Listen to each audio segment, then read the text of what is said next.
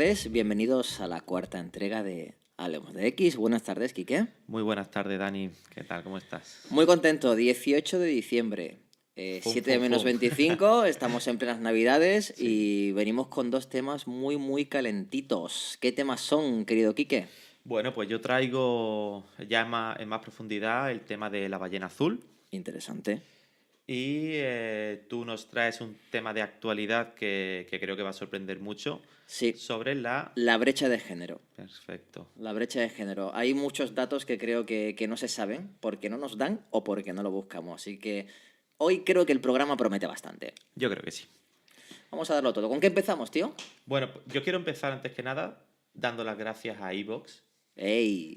Cierto. porque esta mañana nos hemos despertado con la sorpresa de que nos han añadido a su magazine semanal. Wow. Suena bien, Y suena bien. suena muy bien. Han añadido el programa de el segundo podcast que hicimos. Suicidio y medicalización. Exacto. Y nada, yo qué sé, yo estaba emocionado, ¿eh? Sí, de subidón. La verdad es Mucho. que cuando recibes un WhatsApp dando la información de que estamos en ese punto, está muy bien porque fue un programa muy denso de recabar información y no sé, como que compensa un poquito tener esta posibilidad de que salga en parrilla y sobre todo darle información. Ya no es tanto nosotros, sino nosotros como instrumento para aportar nuestro granito de arena, que es de lo que se trata. Efectivamente. Y bueno, como veréis, hacemos un poco lo que nos da la gana con la fecha de publicación. Exacto, no hay ningún criterio a No hay ningún seguir. criterio. Pero bueno, teníamos muchas ganas de comentar este tema y no queríamos que se metieran las navidades de por medio. Exacto. Bueno, pues vamos a empezar. Y como os he dicho, yo traigo el tema de ballena azul. Vaya, no. Antes de nada, quiero confesarme. Me gustaría decirte, Dani, y a los oyentes que soy un millennial. ¿Qué me dices? Soy un millennial, tío. Madre mía, esto sí que no me lo esperaba. Sí, y bueno, como millennial que soy, pues a partir de ahora tengo que saludar así. Después pondré una foto. Y, y total. Sigo sintiéndome igual que antes, pero soy un millennial. Vale. ¿A qué viene esto? Pues resulta que lo he descubierto en la investigación del tema de ballena azul. De ballena azul. ¿Vale? Porque comentaba que la generación millennials era Sí. la más afectada por este tipo de práctica. Entonces he ido a investigar un poquito qué es lo que es un millennial. Y bueno, básicamente esto depende de cuándo naces. Y no he visto una fecha exacta, porque no se ve que no se ponen muy de acuerdo, Ajá. pero aproximadamente un millennial es el que ha nacido entre la década de los 80, 1980, y principios de los años 2000. Entiendo. Después he investigado un poquito qué dicen de los millennials en Internet. Me he centrado en unas cuantas afirmaciones negativas con las cuales no me siento muy identificado, pero bueno, las voy a decir porque me enlaza muy bien con el tema de la ballena azul. Perfecto, a ver si ¿vale? nos ubicamos bien. Hablaban de hermandades millennials. Dicen que el celular o el teléfono móvil es parte de su cuerpo, ¿vale? Estoy de acuerdo. Es una herramienta del siglo XXI que nos ayuda a comunicarnos. Después dicen que las redes sociales son su verdadero universo y que sus amigos están online, en los chats, en Facebook, Twitter, Instagram, Snapchat, etcétera, etcétera. Amigos virtuales. Amigos virtuales, porque como ya no salimos a la plaza del pueblo a jugar con la pelota, pues tenemos amiguitos virtuales, que no me parece mal, pero no debería limitarse solo a eso, ¿no? Exacto. También hablaba de que utilizaban otro lenguaje y me hacía gracia la afirmación de que el lenguaje está basado en muchos emojis. Me hizo gracia porque mi madre utiliza muchos emojis. O sea, ya, de hecho, Tu creo madre que es millennial. es entiendo. millennial de mente. De hecho, sus mensajes muchas veces son como los jeroglíficos De antiguos, Egipto, ¿no? De ¿no? Egipto. Vale, comentaban también que la hermandad millennial está sobreexpuesta a la tecnología. Ajá. Estoy de acuerdo en esa afirmación. Y que tiene una enorme necesidad de llamar la atención. Bueno, yo creo que el ser humano en sí mismo tiene una enorme necesidad de llamar la atención. Solo que ahora quizás están las herramientas para llevarlo a un punto más intenso. Pues sí, totalmente de acuerdo. Aquí viene lo que me hizo enlazarlo con el tema de Ballena Azul, y es que los miembros se ponen retos para conseguir notoriedad o para ser alguien en esa comunidad que se han creado de las redes sociales. Así que bueno, son muy fácil de manipular si solo se basan en esos contactos, porque realmente tú no conoces a la persona que tienes al otro lado del hilo telefónico. Está claro, está claro. Y eso nos lleva al tema de la ballena azul. Para el que no sepa, la ballena azul es un juego, y entre comillas juego, que se creó en 2013. ¿Vale? Básicamente la ballena azul consiste en finalizar con éxito 50 pruebas, Ajá. donde el fin, la número 50, es la muerte. Eso te lo encuentras tú por internet, que yo me vi que tú un día estás navegando por Facebook, por ponerte un ejemplo, y te encuentras con la ballena azul y la entradilla que te hace el grupo es esa, ¿no? Te da una explicación en la que tienes que superar 50 pruebas. ¿Puede ser algo así? La estructura va de la siguiente forma. De hecho, esto surgió en Rusia, Ajá. como he dicho antes, en 2013, y lo creó un chico, ex estudiante de psicología, Ajá. que se llamaba Philip. ¿Vale? La red social que más utilizan allí en Rusia se llama VKontakte o VK. ¿Vale? Ahí surgió todo. Entonces, dentro de esa red social de Ajá. VK hay diferentes grupos, pues con diferentes nombres. F no sé Entiendo. cuánto, Sí, F sí. no sé qué, Ajá. tal y cual. Y cada grupo tiene su administrador. Ese administrador es el que se encarga de captar y de reclutar, ¿vale? Entiendo. A estas víctimas para el juego de la ballena azul. Entiendo. El tema del nombre de ballena azul, según he investigado, se debe a la comparativa con los cetáceos que van a nadar hasta la orilla para morir varados. Es decir, van ellos buscando la propia muerte en la orilla. ¿Vale? De ahí viene. Hasta el momento, o hasta cuando dejé de investigar, que hace poco, se habían contabilizado 130 suicidios de ¿Qué me adolescentes dices? solo en Rusia. Y esto era entre noviembre de 2015 y abril de 2016. O sea, nada de tiempo. Nada de tiempo. Y todo adolescentes. Eh, Esto cada vez ha suscitado más curiosidad entre los millennials. Obviamente. Vale, por eso Son quise noticias investigar. virales en toda regla, ¿no? Claro, si esto es lo que está pegando fuerte en Facebook, pues yo como buen millennials voy allí a ver si consigo notoriedad y se me da bien, ¿no? Hacerlo. Increíble. Hay varios países, ya no solo se limitaba a Rusia, y te paso a comentar algunos de los países que han tenido casos, ¿vale? Entre ellos España, aunque en nuestro país no ha habido ninguna muerte porque se detectó a tiempo, ¿vale? Se ve bueno, que el control familiar y el control escolar ayudó a que esto no ocurriera. Menos mal. Pero tenemos países con víctimas como son Uruguay, Rusia, Portugal, Paraguay, Chile, Brasil y Kenia. Y Kenia, no me lo esperaba. Kenia, totalmente en la otra punta. Lo que está claro es que mientras tengas acceso a internet, Sí, porque esto es como un virus. está Se claro. propaga por internet y va captando al público más sensible, ¿no? En este caso los adolescentes. Bueno, como decía antes, Philip era un estudiante de psicología ruso, ¿vale? Conocemos su nombre porque fue capturado por la policía y se va a pasar 3 añitos y 4 meses entre rejas, Solo. solo. Sobre todo, va a impactar esta cifra tan ridícula cuando sepamos que él ha reconocido su influencia directa en 17 casos de suicidio. Madre mía.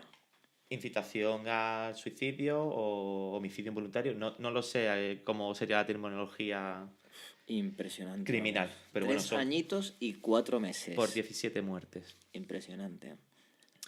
Este Lumbreras, Philips Budeikin, en una entrevista, cuando lo capturaron, pues se ve que se vino un poquito arriba y comentaba que el objetivo del reto de la ballena azul era limpiar la sociedad y además añadía que los jóvenes que murieron lo hicieron de una forma feliz. Limpiar la sociedad suena súper nazi. Sí, bueno, pues a ver, algún problemita a la mente tenía este hombre. Después de esas declaraciones ya se vino un poquito más abajo, ya con el tiempo, cuando vio lo que se le venía encima, y rectificó y dijo que, bueno, que fue una broma de mal gusto que se le fue de las manos.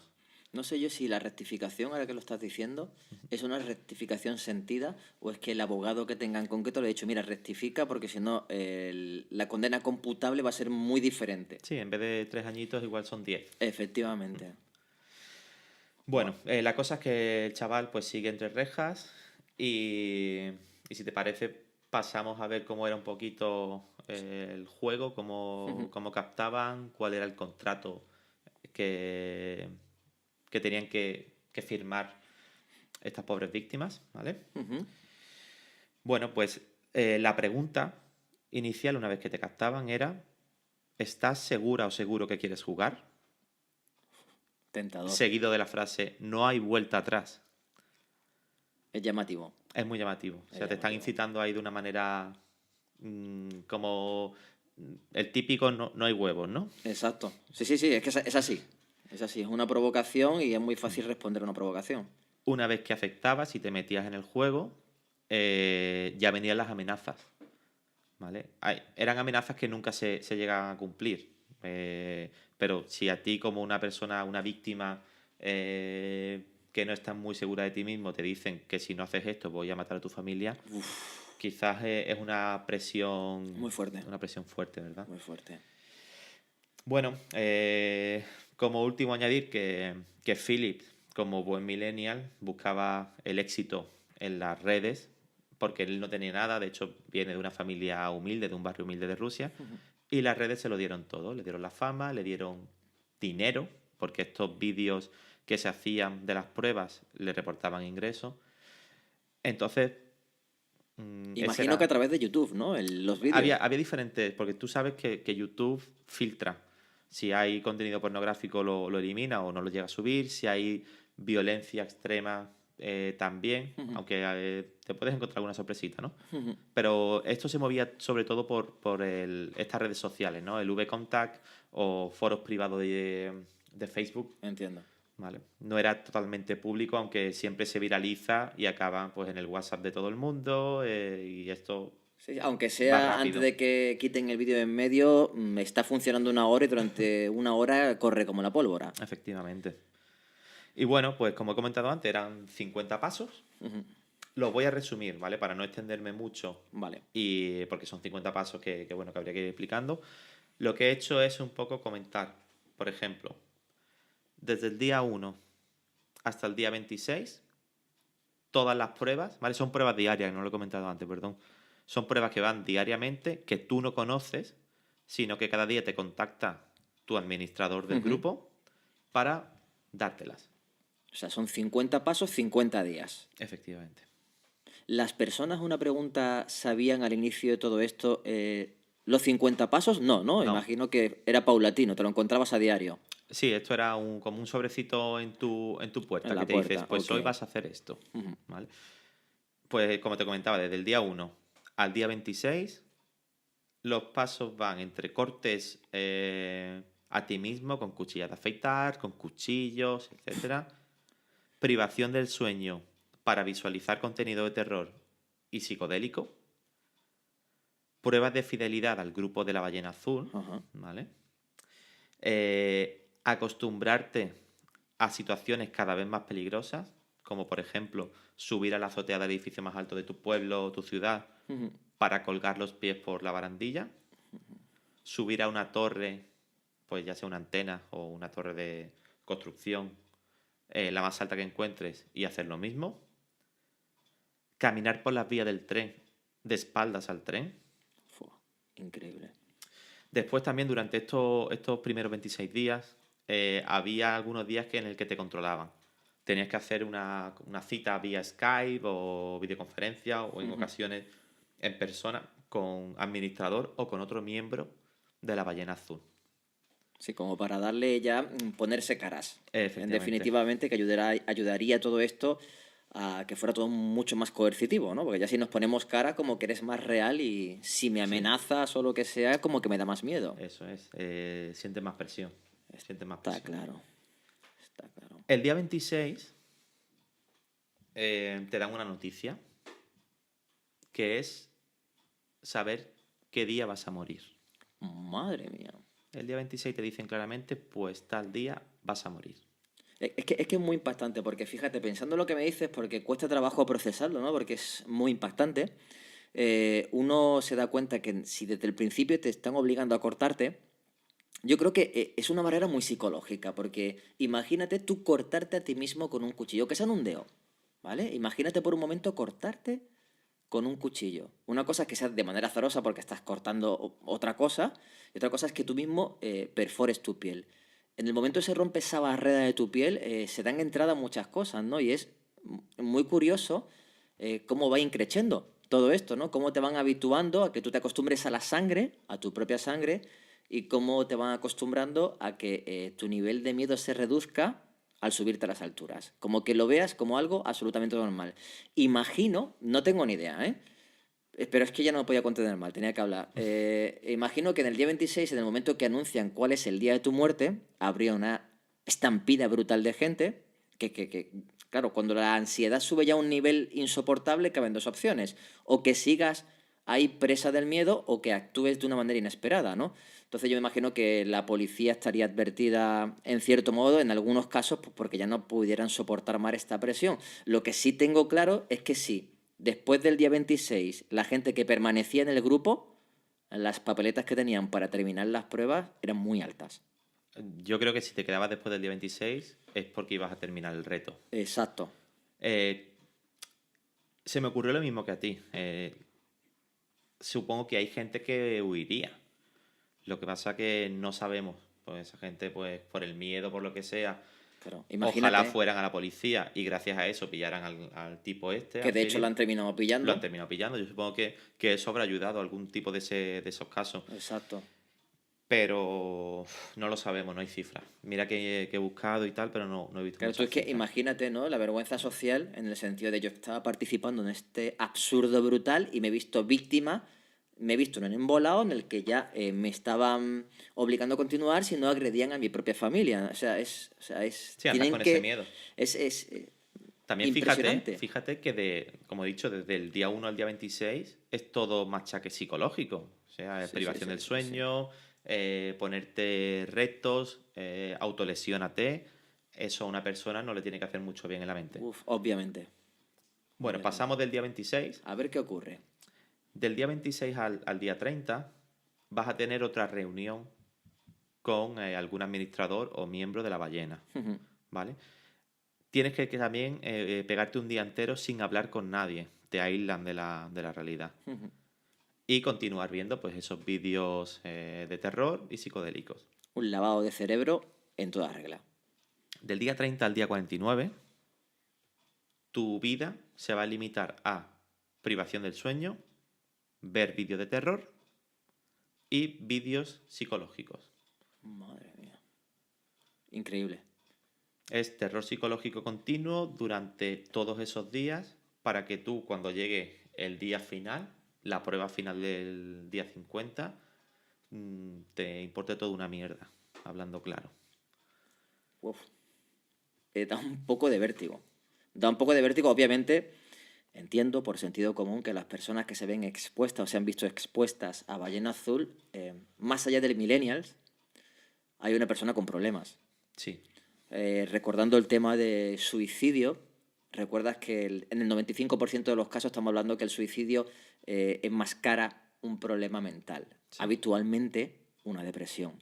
Entonces yo creo que ahí se mezclan varias cosas, ¿no? La deseabilidad social de cualquier persona y más de un adolescente de que sea me gusteado y de que tener repercusión sobre el resto de las personas, se mezcla que tienes un trastorno pues por la vida que estés pasando, por las razones que sean, y te encuentras con esto, que son gente que aunque te está machacando psicológicamente, es un grupo como de pertenencia. Imagínate que tú estás súper errado en tu vida, que te sientes súper perdido, que tienes algún tipo de ideación, como hablamos en aquel programa, en el que ya incluso te has planteado quitarte la vida y de repente te encuentras con algo que como que te arropa en ese sentido y te da sustento. Es todo una paranoia brutal. Encuentra la manada errónea. Exacto, tu manada errónea. Vale, también hay que tener en cuenta que, bueno, en este caso, la relación millennial con Ballena Azul no es más que es un grupo de adolescentes. Sí, obviamente. ¿Vale? Sabemos que en la época de la adolescencia hay mucha vulnerabilidad, como bien dices, que no sabes muy bien para qué tirar, no sabes qué valores tienes, porque una persona de 15, 16 años no tiene unos valores asentados como puede ser una persona de 50 años.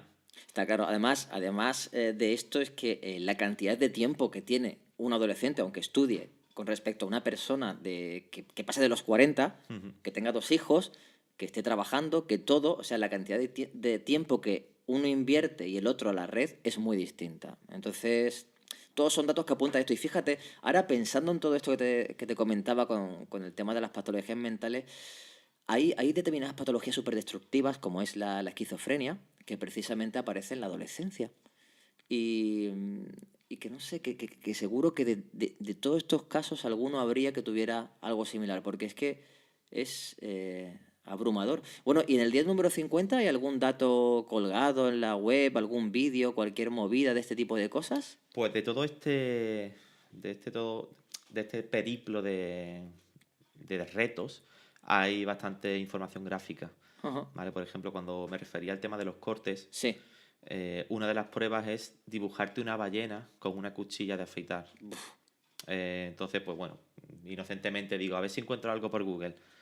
Y cuando puse ballena sangre corte Sí. en Google, apareció una ristra de imágenes ¿Perdona? brutal, brutal. Vamos, me dio bastante, me impactó, porque nada más que hay sangre, se ve que son brazos de personas jóvenes y, O sea, y que tú, es ha tenido mucha más repercusión de la que muchísimas, verdaderamente se sabe. muchísimas. O sea, ahí había más de 1000 fotos. O sea, tú sabes que Wow. Google te pone tantos resultados en no sé cuántos Está segundos, claro. ¿no?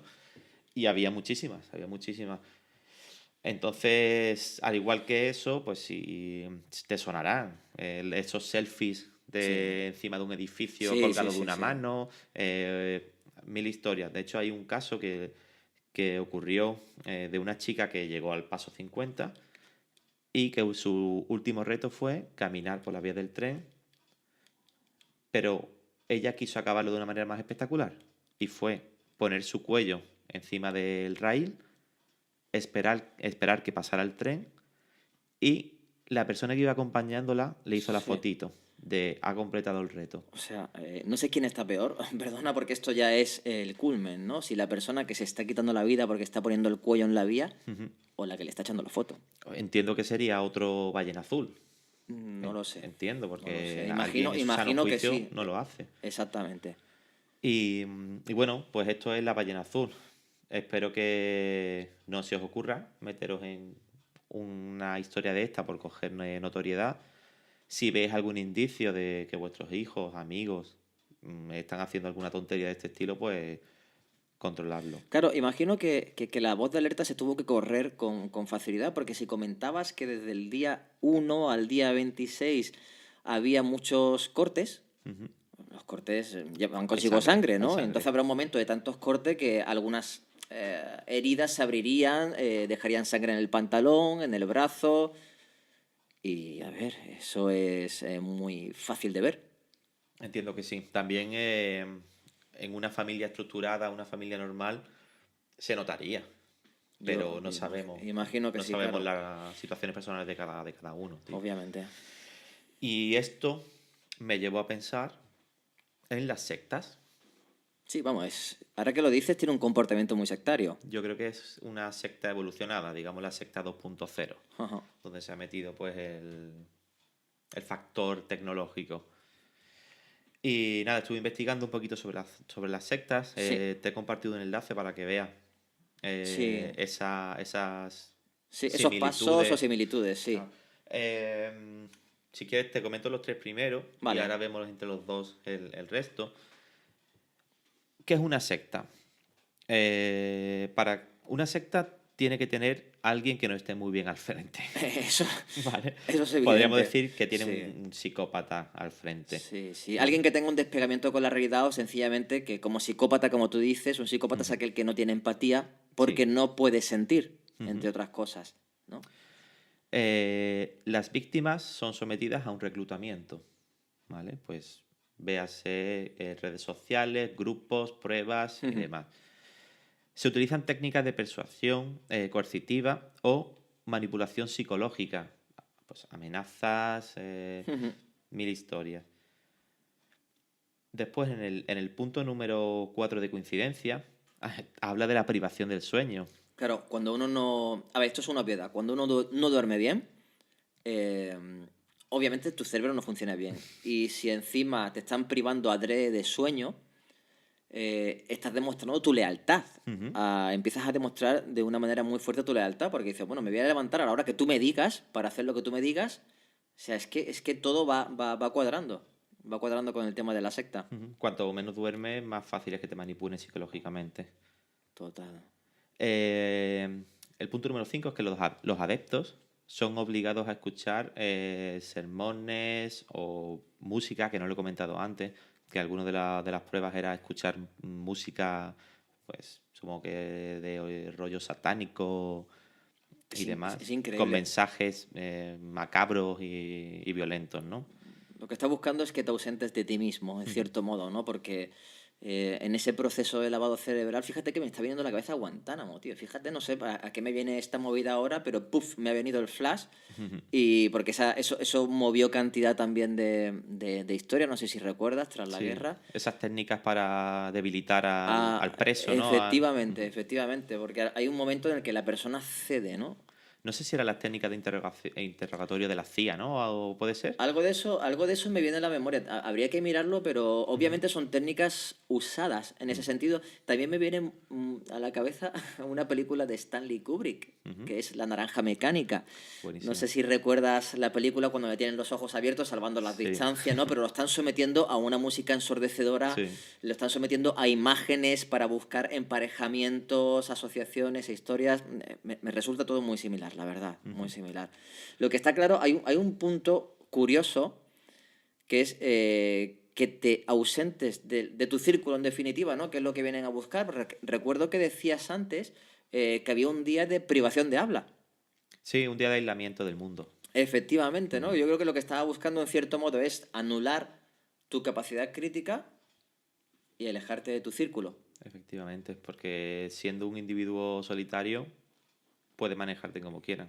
Eres vulnerable. De hecho, el punto 6 de comparativa es ese. Alejarte de tu entorno, de tus padres, de tus amigos, de esas personas que puedan liberarte de este problema, ¿no? De la secta. Increíble. Y lo más increíble y más alucinante que Philip era, ¿no? Sí, Philip. Philip encima era estudiante de psicología, es decir, que adrede se estaría informando de todas estas historias para irla aplicando en...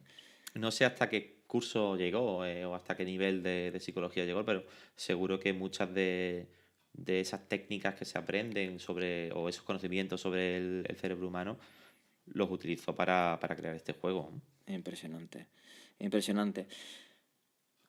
Entonces, bueno, pues todos estos puntos que hemos comentado son los mismos que se utilizan en las sectas. Hay que ver, es que lo que tú decías, sectas 2.0, es que 2.0.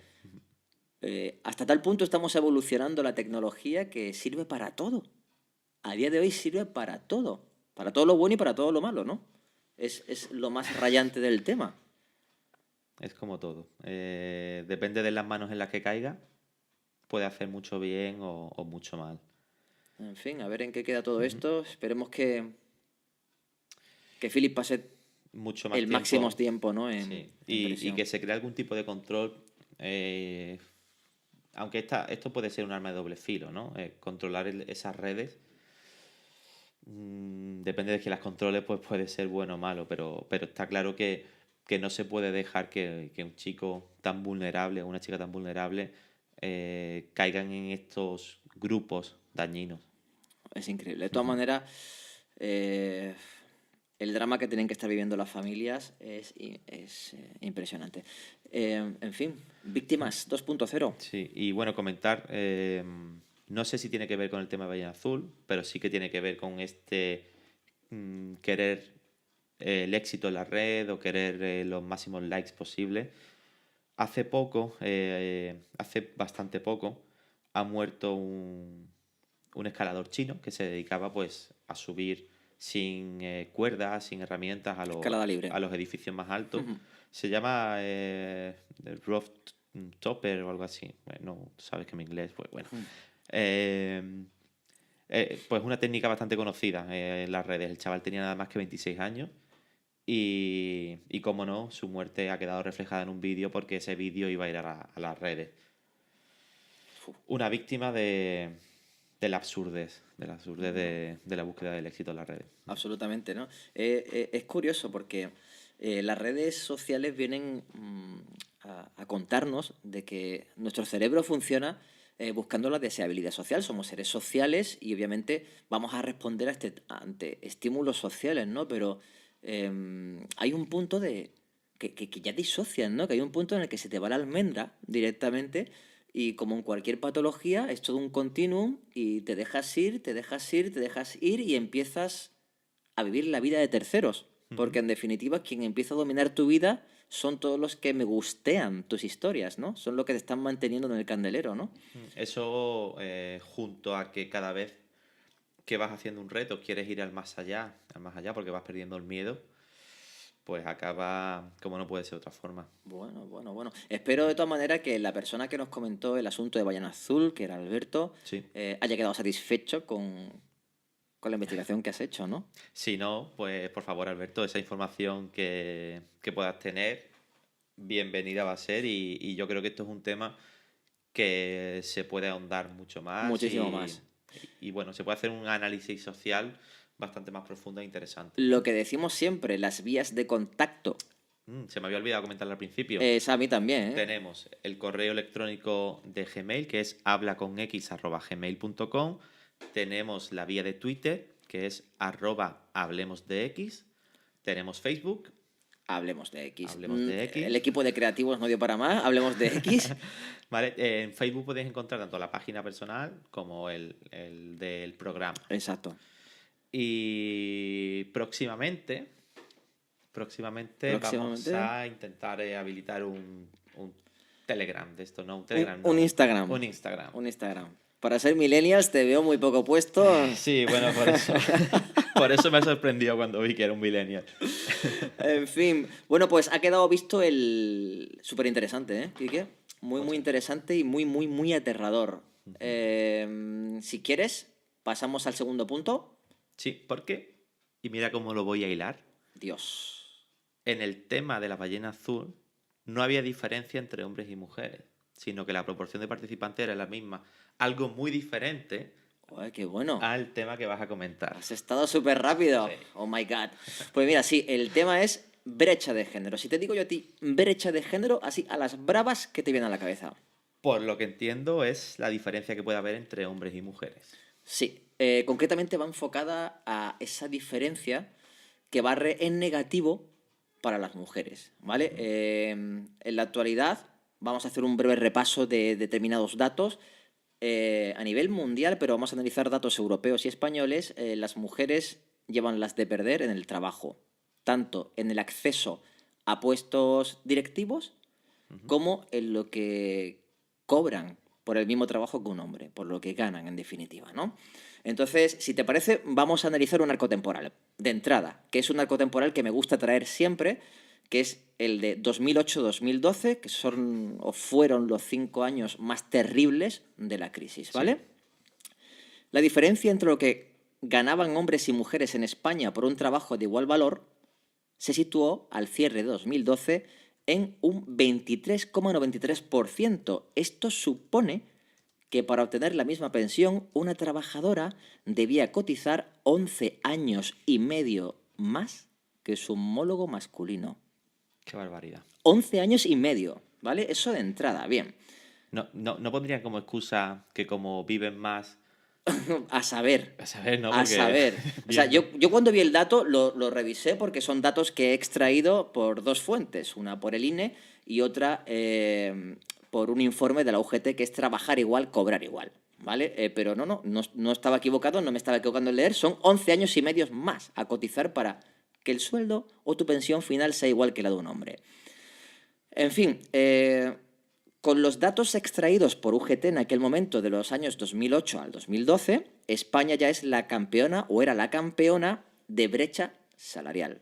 Un récord para España, no está mal, negativo o positivo, pone el nombre No está mal. en el mapa. Bien, te voy a dar otro dato muy alarmante. Las diferencias retributivas por géneros implican que en 2012 las mujeres dejaron de percibir 27.783 millones de euros Madre mía. en sueldos y que tendrían que trabajar 79 días más al año para ganar lo mismo que nosotros. O sea, Tiene que trabajar 2 meses y pico más. al año para ganar igual que nosotros. Y si no lo hacen, el resultado es que dejan de percibir 27.783 millones de euros. Y quiero detenerme mucho en esta cifra porque me pareció abrumadora. Mi pregunta que te lanzo. Quique, ¿esto qué es? ¿Esto es un problema de ausencia de políticas de igualdad? ¿Es una falta de vigilancia de esta discriminación? ¿O qué te sugiere? Yo creo que es un problema de educación, sobre todo. O sea, primero que no debería existir estudios de qué gana más, un hombre o una mujer. Claro, porque debiéramos ganar igual. Deberíamos ganar igual, ¿vale? Porque somos personas que estamos haciendo el mismo trabajo. No entiendo qué diferencia puede haber en ese aspecto. No sé si eso viene por educación o por herencia histórica, de que la mujer siempre ha tenido que luchar por conseguir esa igualdad o Ajá. hacerse un hueco en la sociedad, vamos, ya sea para votar, ya sea para tener derecho a trabajar, para lo que sea. Pero es que me parece vergonzoso esas cifras que me estás dando hoy en día, Hoy día, ¿eh? en el 2017, a las puertas del 2018, que esté ocurriendo cuando vivimos en una sociedad totalmente avanzada, o eso creía yo hasta el momento. Eso es lo dramático, ¿vale? A ver, yo cuando traigo estos datos quería analizar el tema de la brecha de género porque en la actualidad la lucha por la igualdad de género es fuerte y es importante y es bueno que se dé. Pero no se hablan a ciencia cierta en los grandes medios de números. Porque quizás si se conocieran determinados números, nos pondríamos manos a la obra para solucionar este problema. Continúo un poco con los datos, ¿vale? Seguimos en el periodo este de 2008-2012 y luego te daré los datos actuales. Okay. La brecha salarial por horas en España alcanzaba una de las cotas más altas del entorno comunitario con un 19,3% frente a una media europea del 16,5%. También te digo una cosa. Si me parece dramático que en España fuera de un 19,3%, igual de dramático me parece que Europa, con su euro, con su historia, con lo que se supone que es, haya una brecha del 16,5%. También me parece alarmante. Porque muchas veces pensamos que vamos tras la estela de Europa, que en muchos momentos es así, pero que deja también mucho que desear esta Europa en muchas cosas. Si la brecha salarial la aplicamos al cómputo de bruto anual, en España se dispara esa brecha a un 24%. Un 24% desfavorable siempre estos porcentajes para la mujer. Si además añadimos la variable del tiempo parcial, la diferencia es aún mayor. Las mujeres con este tipo de contratos ganan un 33,7% menos que los hombres en las mismas circunstancias. Es decir, por aquel entonces había 2 millones de mujeres afectadas por discriminación salarial extrema. Yo creo que los datos de los 27.000 millones de euros, de que tenían que cotizar 11 años y medio más, de que tenían que trabajar 2 meses y pico más, y de que había 2 millones de mujeres afectadas por discriminación salarial extrema, yo creo que ya estos datos, como sí, tendrían que sacarnos de las casillas. Al menos a mí me encabritan que ni te imaginas, ¿eh? Está claro que el que lea estos datos o el que se interese en investigarlos no se queda tranquilo. Mira, sigo con los datos porque es que vengo muy encendido. Los trabajos de menos cualificación, y cuando hablamos de menos cualificación, con todos los respetos, estamos hablando de atención al público, dependientes, hostelería, que hay personas muy capacitadas, ¿vale? Pero que se necesitan menos Sí, cualificación para no requieren desarrollarlo. una titulación quizás para... Efectivamente, bueno, las mujeres en este tipo de trabajos ganaban un 30,67% menos que sus iguales varones. Si analizamos los trabajos cualificados, directivos, responsables, etcétera, el 16,08% menos que los hombres. Es decir, también en las partes más altas existen estos problemas. Y lo paradójico es que los estudios superiores son las mujeres que tienen más estudios superiores que los hombres. Sin embargo, se ven afectadas negativamente. Esas son una de las paradojas de la brecha de género, ¿vale? Pero bueno, estos son los datos que te he dado relativos a 2008-2012. Entonces me pregunté, bueno, he analizado la crisis, quiero pensar que en la actualidad, oye, pues la cosa ha cambiado muy favorablemente. Error. Brecha salarial por hora. Estamos hablando que esto se actualizó en 2017. España en la crisis tenía una brecha salarial, como comentábamos, del 19,3%. Y en la actualización de datos es de un 14,9%. Luego la diferencia solo se ha reducido en un 4,4%. O sea, la reducción ha sido bastante escasa. Si analizamos la Europa en plena crisis, era la brecha salarial del 16,5% y la actualidad de 16,3%. Ahí sí que ha sido bestial porque prácticamente la cifra no se ha movido. A nivel europeo, hay puestos directivos donde las mujeres ganan un 23% menos que el hombre. Así, a las bravas. Además de esto, la ocupación de puestos directivos por mujeres en la Unión Europea es de un 33%. Esto quiere decir que solo un tercio de las mujeres tienen accesos a este tipo de puestos. Entonces, esto te hace pensar, ¿qué está pasando aquí? O sea, estamos hablando de dos personas, una mujer, otro hombre. Uno tiene mucho más derechos, parece que heredados, para acceder a determinados puestos, la otra no, y encima cobran menos. No sé, pero a mí me deja esto todo noqueado, porque te voy a añadir otro dato más, que es el que ya me termina de encender. ¿Tú piensas que en España hay conciliación familiar? No, en absoluto. Hoy en día es imposible. Totalmente de acuerdo contigo. En España no existe. La conciliación familiar, si atendemos a este concepto, está hecha para que tú puedas llevar tu vida familiar, tu vida tuya, con el trabajo, ¿no? Conciliarla, como dice la palabra. Sí, Bien. no es todo trabajar en esta vida. Efectivamente. Bueno, pues las soluciones que se buscaron para las conciliaciones familiares son pues los trabajos de tiempo parcial, las excedencias, las bajas por maternidad, etc. Bien. Los datos del trabajo a tiempo parcial en 2016 en la Unión Europea era que el 32% de las mujeres ocupadas lo estuvo a tiempo parcial, frente al 9% de hombres. Cuidado. En España, el 24,1% de mujeres ocupadas lo estuvo a tiempo parcial frente al 7,6% de los hombres. ¿Por qué pasa esto, Quique?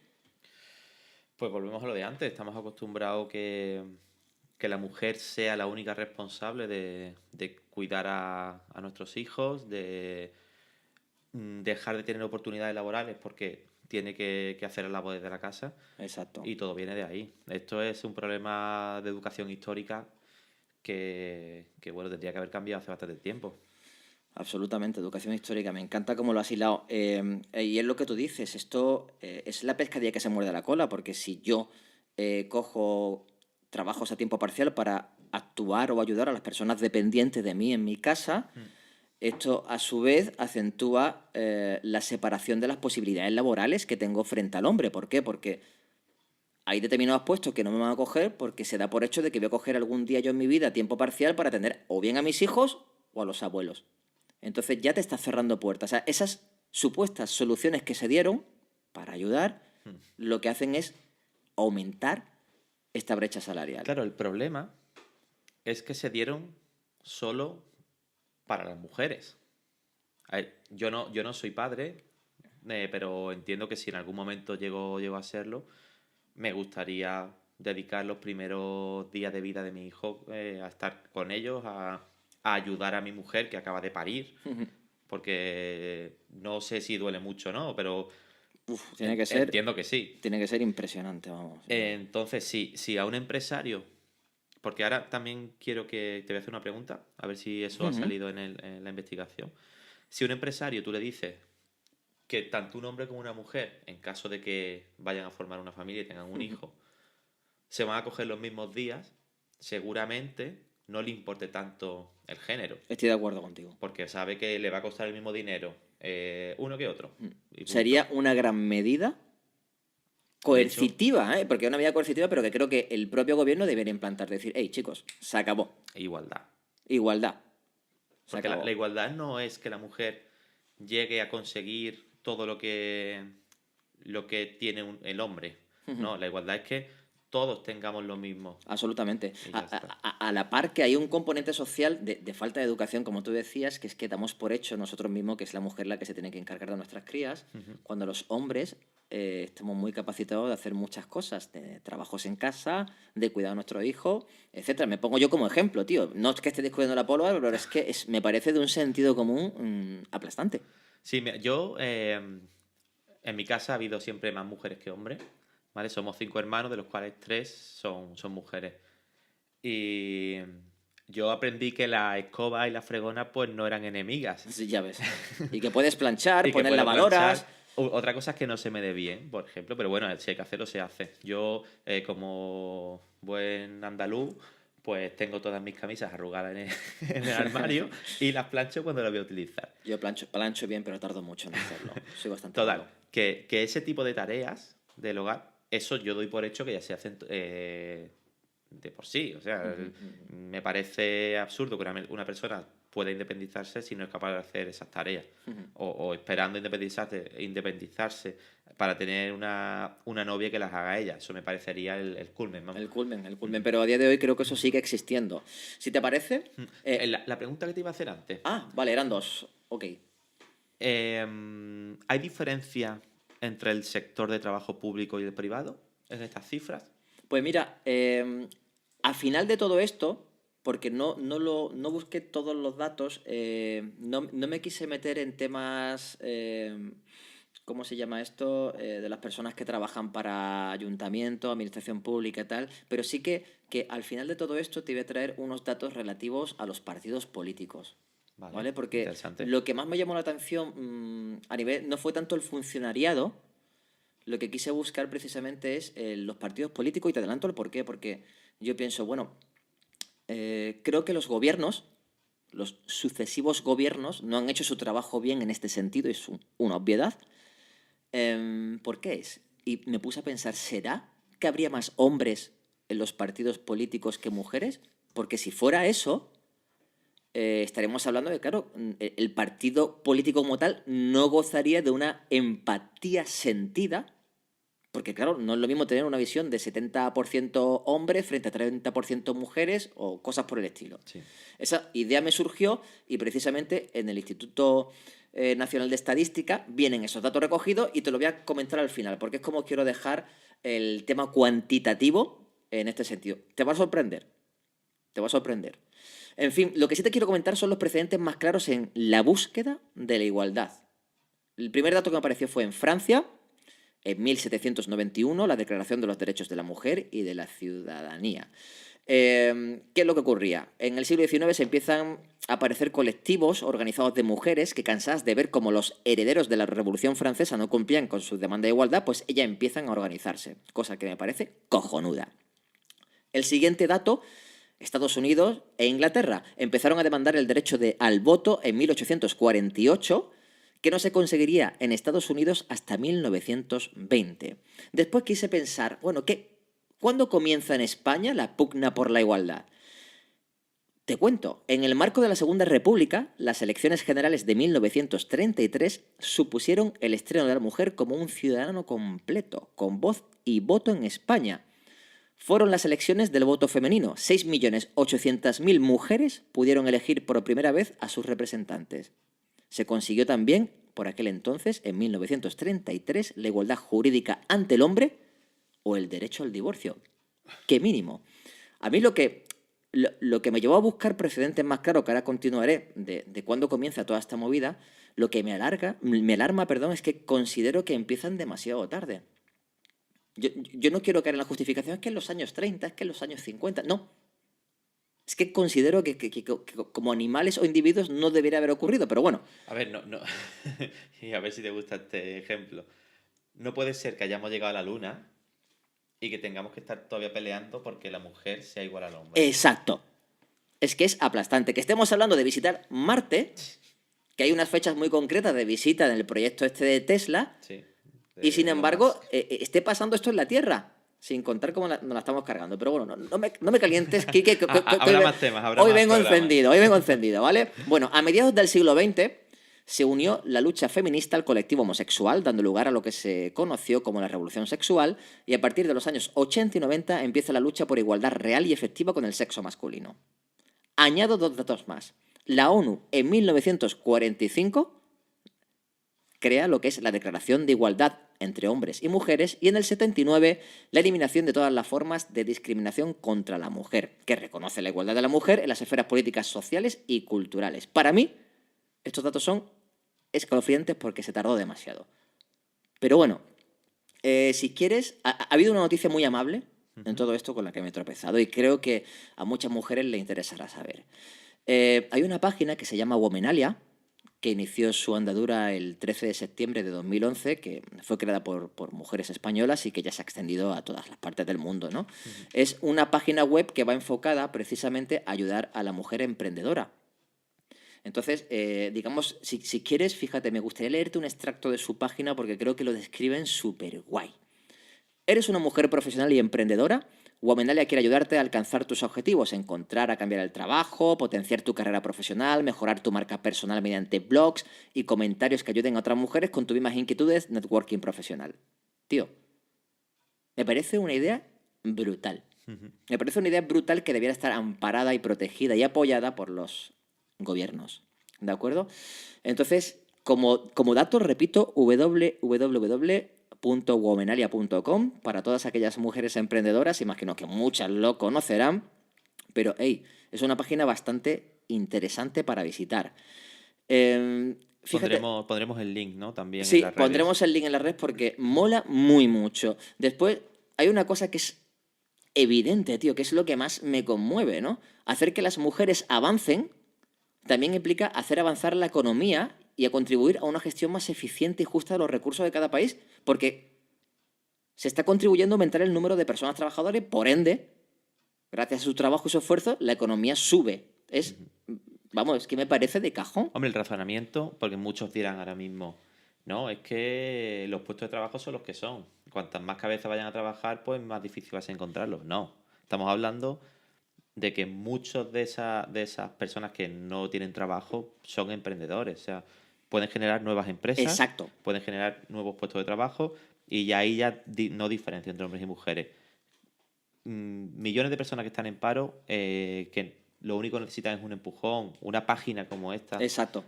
para ir un poquito más allá o ese apoyo económico, van a generar puestos de trabajo.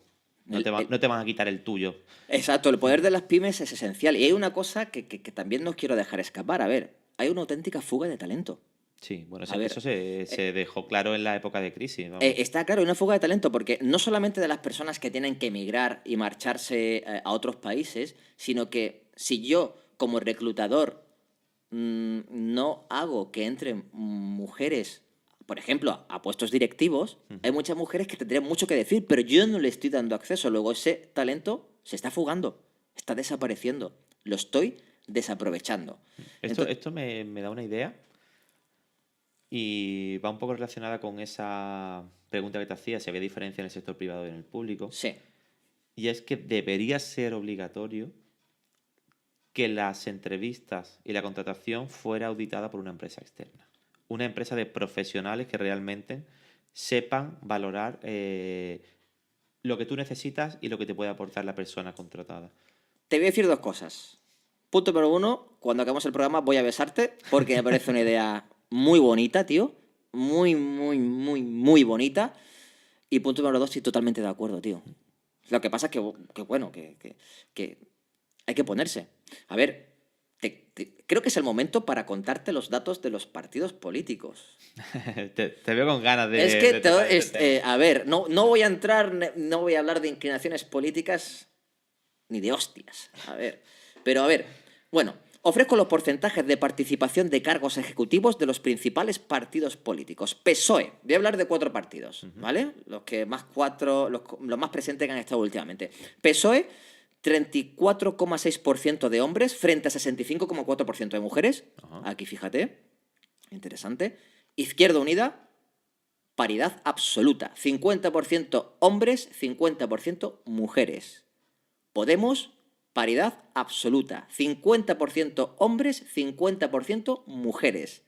PP, 63,7% hombres frente al 36,3% mujeres. Y que cada uno, al contrario. No obstante, que cada uno, yo no vengo a decir quién es mejor ni quién es peor, pero que cada uno saque sus conclusiones con estos porcentajes, ¿vale? Los datos están obtenidos del Ministerio de Sanidad, Servicios Sociales e Igualdad y de los datos procedentes de las webs de los partidos políticos y de la web del Gobierno de España. Son datos reales, ¿vale? Entonces, ¿qué está pasando? Vuelvo a decir. ¿Qué está pasando? A lo mejor el problema está en que la gente que está en el gobierno debiera existir una paridad real. Sí, porque al final las opiniones de los dos sectores cuentan, pero si no tienen los suficientes votos, no van a ir a ningún lado. Exactamente. Y esto es así en Pekín, ¿no? Es que fíjate, es que creo que nosotros, ya sabes, mi eterna obsesión con la responsabilidad de cada uno de nosotros, creo que debiéramos leer mejor las propuestas de los políticos, sus planes, sus promesas. Y te corrijo, creo que habría que leer. Exacto. En definitiva, creo que habría que leer, exacto. Porque está muy bien lo que te cuentan y es muy bonito, pero también según cómo te lo cuenten es más bonito o menos bonito. Entonces ahí está nuestra responsabilidad como votante y como ciudadano de investigar y leer propuestas y repercusiones de las propuestas. Es que fíjate, si lo hiciéramos estaríamos forzando a que las cosas fueran, en cierto modo, lo que nosotros necesitamos. Si queremos ecología, vamos a buscar qué partidos tienen ecología en sus propuestas. Si queremos igualdad, vamos a ver qué tienen realmente la igualdad. Si queremos que se proteja realmente a la pyme, ¿quién ayuda a la pyme? Porque no vamos a traer en eso tampoco, ¿no? Lo que tiene que pagar una pequeña empresa por ser autónomo. Daría para otro podcast. Eso daría para otro podcast porque es aterrador. No obstante, quiero hacer una pequeñita reflexión de todo esto. Considero necesario que esta información, lo que hemos estado hablando aquí, estos datos, esté más presente. Necesitamos que esté más presente a través de campañas. Y también que nosotros nos preocupemos más en buscar estos datos para analizar la situación. Estos datos se proporcionan a cuentagotas. A lo mejor en el Día de la Mujer, el Día del Trabajador, sale en la sección de un periódico digital, en la sección de economía, ¿sabes? Que tampoco es la portada del periódico, cosas por el estilo. Además, creo que es importante que exista una paridad real a nivel político, como decíamos, pues para abordar los datos con una empatía sentida tiene que estar todo al 50%, ¿no? Si a nivel político se abordaran estas cuestiones y se plantean de otra forma, seguro que se conseguiría concienciar más a las personas. En definitiva, todo esto ocurre por una falta de concienciación. Está muy guay. Apoyo absolutamente. Si me definiría como feminista, pero quiero ir más allá, tío. A mí me gusta el dato, me obsesiona el dato, porque si nos ceñimos a los datos no hace falta ni que hablemos ni de cultura patriarcal, ni de matriarcal, ni de nada. Creo que habría que puntualizar el término feminista, porque hoy en día es posible que esté un poquito desvirtualizado. ¿Sabes? Cuando alguien dice que eres feminista, creo que tiene como connotaciones negativas. Entonces, si quieres, lo busco en Wikipedia rápidamente. Sí, porque creo, fíjate, eso va a despejar muchas dudas. Hay mucha gente que no lee exactamente el concepto y ya se está defendiendo del mismo. Mira, aquí lo tengo. El feminismo es un conjunto heterogéneo de movimientos políticos, culturales, económicos y sociales que tienen como objetivo la liberación de las mujeres y la reivindicación de sus derechos, así como cuestionar la dominación y la violencia de los varones sobre las mujeres y la asignación de roles sociales según el género. Genial. Al fin y al cabo es buscar que seamos todos iguales. Exacto. Y me ha gustado que es un conjunto heterogéneo. Exacto. Está muy bien, una definición francamente fantástica, pero a mí me ha dejado muy rayado el tema de los datos, tío, porque cuando te pones a mirarlo, además están disponibles, que te vas al INE y los tienes todos allí, que te vas a las webs de los partidos políticos, los tienes todo allí, o sea, está súper disponible, solamente hay que buscar. No obstante, cuando estuve mirando todos estos datos, quise pensar, oye, ¿y toda esta mierda de dónde viene? Esta diferencia entre hombre y mujer, ¿de dónde viene? Entonces estuve bicheando un poquito por internet y me gustaría hacer ahora un pequeño análisis antropológico de las diferencias de género. Adelante. ¿Qué te parece? Porque, Parece claro, estos son los perfecto. datos, y los datos parece que son una consecuencia, pero ¿esto de dónde viene? En fin, flipé, la verdad. En mayo de 2015, la revista Science publica un interesante artículo titulado ¿La igualdad sexual alimentó la evolución de la cooperación humana? Buen Ostras, título, buen la título. pregunta es francamente buena. Debemos dejar el enlace también, Ajá. recuérdamelo, Quique. Viene en inglés, pero a ver, es fácil. No es un inglés Google complicado. Translator. Sí, pero al margen de eso se puede leer. No viene tampoco con unos datos muy concretos que te despisten en la cabeza ni nada similar, ¿vale? Hay dos antropólogos importantes en este estudio. Uno es Mark Dybel y Andrea Migliano, de University College London. Se preguntaron si la cooperación humana tenía menos que ver con la genética y más con la igualdad sexual. ¿Por qué decían esto? A ver, tradicionalmente se ha pensado que es la genética la que lleva a la cooperación, pero ellos empezaron a plantearse algo distinto, que no es tanto la genética, sino más bien una igualdad sexual. ¿Y esto por qué les nace? Pues verás, se basaron en un estudio de 2011 donde analizaron a 32 sociedades de cazadores-recolectores, donde se descubrió que la mayoría de las personas que vivían juntas en grandes grupos no estaban genéticamente relacionadas. Luego había auténticos grupos formados importantes donde la genética parecía que no predominaban, no eran hermanos y cosas por el estilo, ¿no? Bien, para realizar la investigación se hicieron dos versiones de un modelo matemático. Estas son sus premisas o hipótesis, ¿de acuerdo? Una en la que tanto hombres como mujeres tenían la misma opinión sobre con quién vivían sus familias, y la otra en la que solo uno u otro sexo tomaban esa decisión. Es decir, por un lado tenemos una paridad, es decir, hay una igualdad, todos deciden, la mujer y el hombre deciden por igual, y en el otro hay uno de los sexos que se hace con el poder y su opinión va a misa, por ponerlo de alguna manera, ¿no? Bien, para llevar a cabo estas hipótesis, los antropólogos hicieron un estudio de campo durante 2 años, recopilando datos de dos grupos contemporáneos de cazadores-recolectores. Contemporáneos, ¿eh? Recopilaron información de 191 adultos distribuidos en 11 campamentos de un pueblo palanés, Acta, de Filipinas, y de 103 adultos en 9 campamentos de los pigmeos del África Central. Ahí tenemos dos grupos. Y ambos grupos, los hogares se mudaban a menudo entre bandas que incluyen a la familia del esposo o de la esposa. Es decir, estos cazadores recolectores tienen una vida como muy nómada dentro de esos territorios, y tanto hombre como mujer tienen opinión. Para comparar y contrastar este estudio, el equipo también tomó los datos de 49 adultos de Paranán, un grupo de agricultores que vive cerca del Acta, allí en Filipinas. ¿Por qué esto es el grupo de control? Porque entre los Paranán los hombres son los dominantes y las familias generalmente viven con los parientes del padre. Entonces aquí está la comparativa.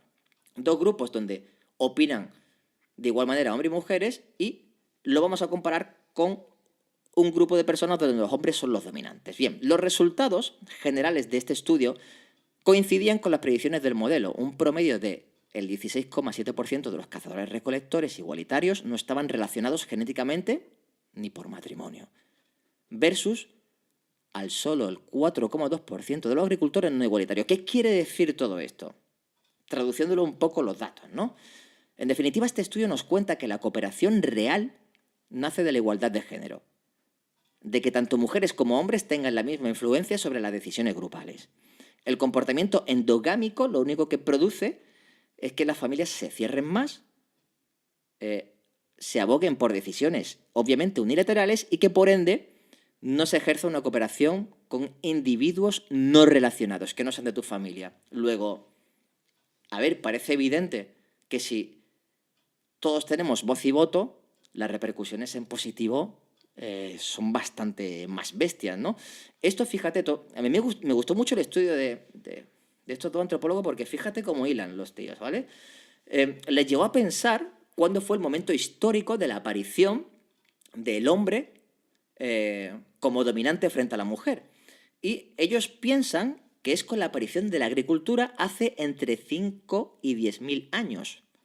Cuando los cazadores-recolectores comenzaron a establecerse en un sitio más permanente, ya no eran nómadas, y a acumular una gran cantidad de recursos, ahí surgió la desigualdad.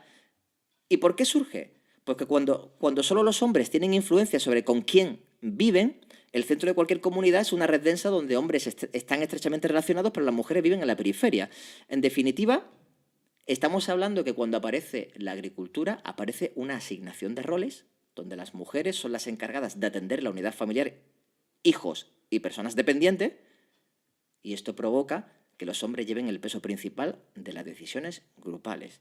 Si te pones a analizar este último párrafo que acabo de decir, está describiendo nuestra sociedad y nuestra brecha de género, según yo lo entiendo, a lo bestia. A ver, este estudio fue muy importante, ha sido muy importante.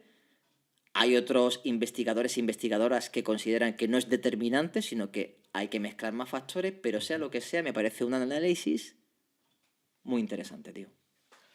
Me quedo, perdón, me quedo con el motivo que ellos consideran que es el causante de esta diferencia, ¿no? Sí. Que es cuando dejan de ser nómadas, ya tienen un centro que es su hogar, tienen alimentos y demás, que la mujer sea la que se queda en la casa. Exacto, la asignación de roles, tío. Asignación de roles.